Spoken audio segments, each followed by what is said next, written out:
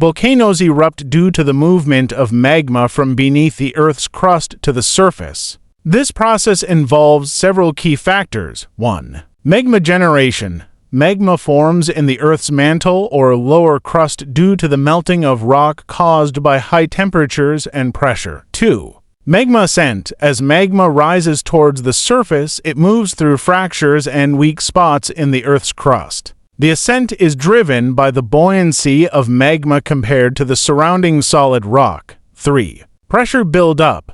As magma rises, it can accumulate in a magma chamber beneath the volcano. If the magma chamber fills and the pressure increases, it can eventually force its way through the surface. 4. Eruption trigger. When the pressure of the magma becomes too great, or if the magma encounters weaknesses in the crust, it erupts through vents, releasing lava, gas, and volcanic ash. The specific characteristics of an eruption, including its intensity and style, depend on factors like the composition of the magma, for example, its viscosity and gas content, and the structure of the volcano.